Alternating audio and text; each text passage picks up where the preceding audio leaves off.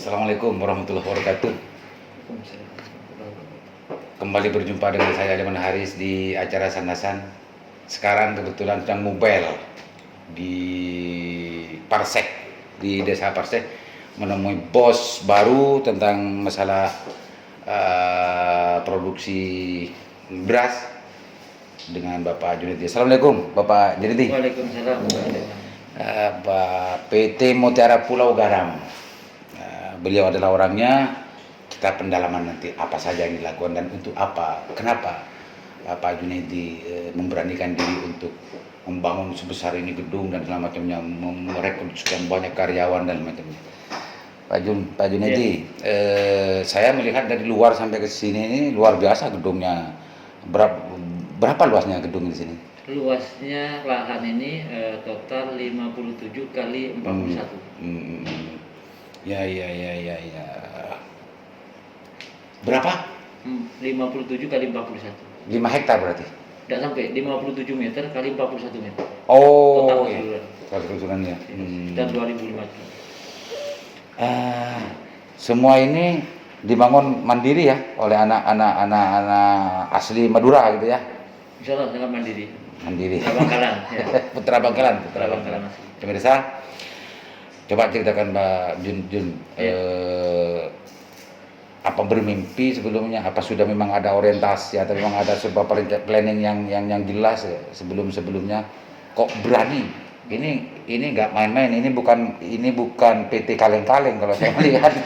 Insya Allah. Jun, ceritakan apa yang melatar belakang. Jadi gini, latar belakang saya pertama saya sendiri adalah petani ya, lahir dari petani.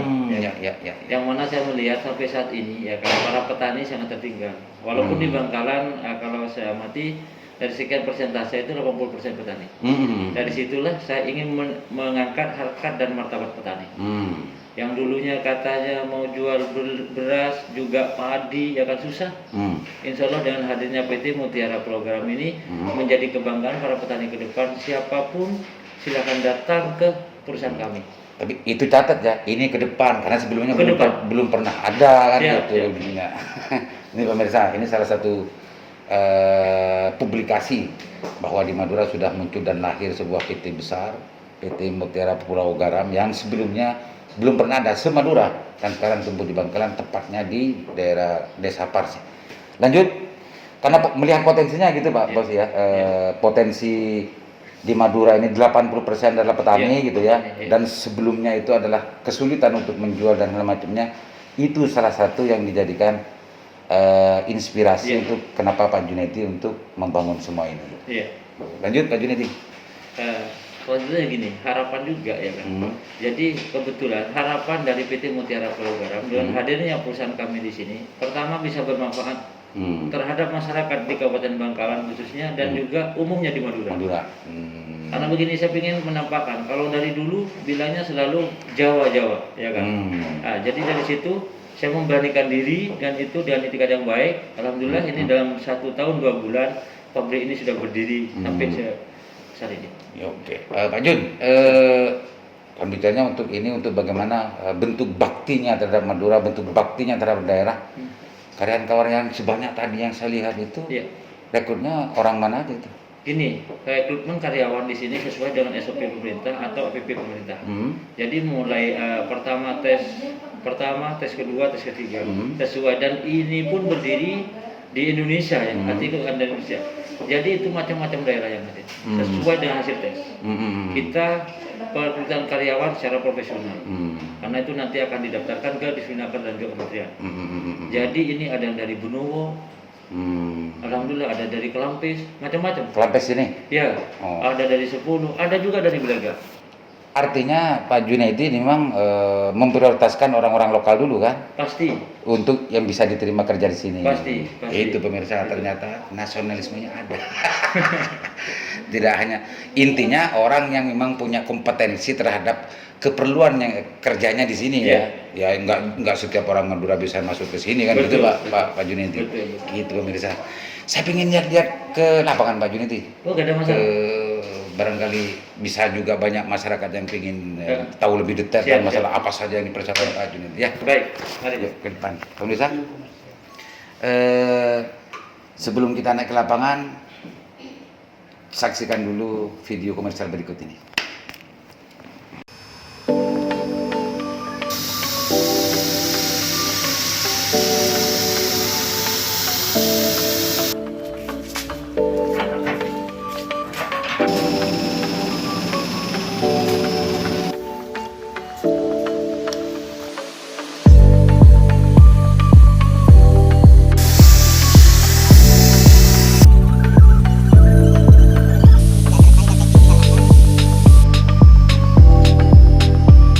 Pemirsa, Pak Junedi ini adalah tempat administrasinya, kantor administrasinya untuk bagaimana mengontrol seluruh kinerja di gudangnya dan produksinya ini. Ini ruang apa Pak Junedi? Ini HRD ya. Oh, HRD. Ini memang duduk satu karyawan ya di sini ya. Sementara itu, ya sementara satu.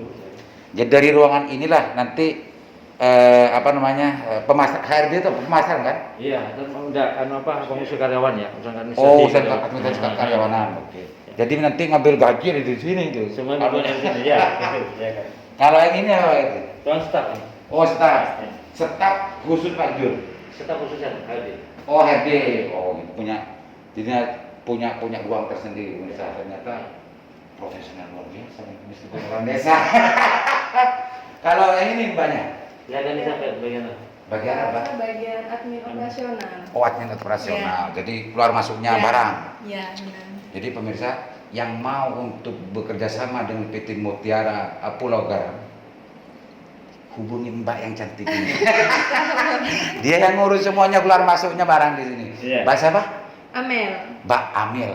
Di sini tempatnya di sini, datang saja ke sini atau nanti bisa dihubungi lewat HP nanti karena pasti Pak kalau sudah semacam ini pasti tidak akan lepas dari tidak harus datang ke sini, bisa lewat HP kan gitu kan? Ya, bisa. Itu pemirsa, karena sekarang sudah digital. Ya, Gak perlu datang ke Pak Amin langsung di sini, teleponan sudah bisa. Oke, kita lihat ke luar. Itu apa ini? Musola. Oh, musola. Bersih. Bersih dan aman. Artinya karyawan meskipun tidak difarduainkan oleh Pak Iya. Junedi, tapi bagi yang memiliki sholat sudah disediakan fasilitasnya. Fasilitasnya. Ini agamis juga, meskipun bukan kiai, ini religiositasnya mantep ini. Meskipun tidak wajibkan ya, Iya. tapi bagi mereka yang mau melaksanakan sholat silakan ada, disediakan fasilitasnya. Fasilitas. Tapi mudah-mudahan semuanya bisa sholat, kan Amin. gitu. Amin. Amin. Dan Pak Jun kan memang tidak mau kalau waktunya istirahat tidak melarang kan sholat, meskipun mengurangi produksinya. Enggak ada pernah masalah soal. Gitu ya? Tadi utamakan itu. Sip gitu Mirza. Oke, lanjut. Ya. Kita mulai masuk ke gudangnya. Ini saya tanyakan ke Pak Junedi dulu. Ini gudang apa Junedi? Penyimpanan gabah. Penyimpanan gabah. Nah, jadi sebelum diproduksi menjadi beras premium tadi itu ya. Iya. Ini penyimpanannya pemirsa. Dari mana aja dapatnya Pak Junedi? Gini yang diutamakan kami ya kan dari Bangkalan sendiri atau Madura umumnya. Namun karena ini Madura belum panen Sekarang? kita ambil dari mitra-mitra yang dari Jawa. Yang lain ya, asalkan produksi tidak berhenti kan gitu. Betul Pak. Tapi Pak Junedi dengan niatnya pasti memprioritaskan Bangkalan dan Madura secara Iya, umum umumnya gitu itu. ya. Ini setiap hari bisa sampai berapa ton Pak Junedi untuk Ini produksi? kebutuhan produksi ya kan sesuai untuk klaster awal. Kita membutuhkan 37 ton gabah per hari. Per hari? Per hari 37 ton gabah. Oh, luar biasa Pak Junedi. Iya. Ini ya kalau memang melihat dari luas pertanian di Madura sebetulnya kalau memang setiap tahun bukan setiap tahun Iya. bisa Tiap juga tanam ya? mencukupi ya, bisa juga ya kalau waktu panen ya. Saya rasa kalau pengalaman kami ya kan tidak cukup, mungkin hanya 3-4 bulan Pak. 3-4 bulan. Iya, untuk nyukupi produksi di sini. Tapi Pak Junedi kan dengan relasinya kan tidak kehabisan bagaimana produksi ini berhenti kan, tidak kan? Kalau masalah itu mungkin tidak ada Pasti ya, karena relasinya sudah banyak semua. Iya, mungkin itu. Pemirsa, untuk membangun ini tidak hanya bermodal nekat, harus punya relasi, harus punya semuanya biar produksinya tidak.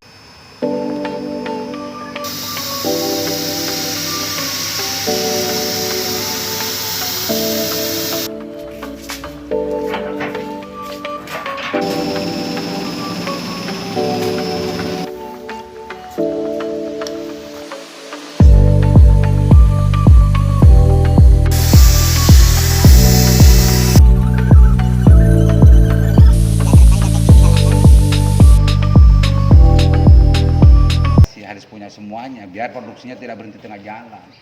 Karena melihat di Madura ini musim panennya 1 tahun 1 kali gitu ya. Iya. Kalau hanya mencukupkan itu ya pasti akan berhenti produksinya gitu Pak Presiden. Iya, betul. Oh, gitu pemirsa, ini Pak Junaidi. Gak ada yang lain. Pak Jun, Iya, 37 Ton. ton per hari. Ini apa ini Pak Jun?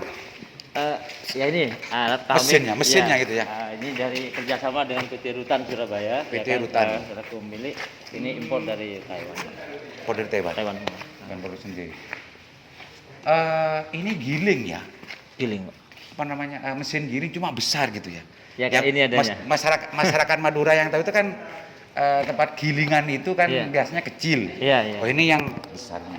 Ya, Ini hanya untuk fungsinya hanya untuk ngupas gitu ya. enggak juga. Ini jadi gini ya. Penggilingan itu ada 2. ya kan. Satu dari gabah sampai jadi beras. Atau bahasa yang lain itu jadi restores ya kan. Ada Restores, 2. ya. Kalau ini dari gabah jadi beras langsung. Gabah langsung jadi beras Iya, langsung. restores juga bisa. Untuk menentukan kelas dan anunya apa namanya beras itu kelas Untuk meriung beras, dan ini yang menentukan atau apa? Nah, nanti ada di kami alhamdulillah dilengkapi dengan lab ya, mesin Lab. Dan insya Allah satu-satunya di Madura. Jadi di lab dulu. Jadi bukan alat ini yang menentukan. Iya, memang ini nanti yang menjalankan, tapi kan di lab dulu. Klaster kita apa medium apa yang kita butuhkan. Oh gitu. Ada tempat lab kita, ada. Gitu pemirsa. Jadi untuk menentukan kelas beras itu kelas menengah, kelas premium atau kelas yang lain-lainnya itu ada labnya ternyata. Jadi harganya memang beda Pak Junaidi ya. Beda, kalau premium sama medium beda Pak. Jadi Pak Junaidi yang di sini ini khusus untuk produksi yang apa? Premium. Yang premium. Premium kelas. Jadi dari bahan awalnya pun juga dipilih gitu ya. Pasti. Ada spesifikasi tersendiri tentang Iya. masalah jenis-jenis gabahnya. Iya, pasti. Itu pemirsa tidak sembarangan juga. Karena macam-macam jenis gabah itu kan banyak juga ada Iya. simpan Iya, kan gitu-gitu ya iya. kalau di masyarakat. Itu nanti ada tersendiri Pak Junaidi Iya, ya. siap. Oke, saya lihat ke sini Pak Junaidi. Iya. Ini luar biasa Pak Junaidi.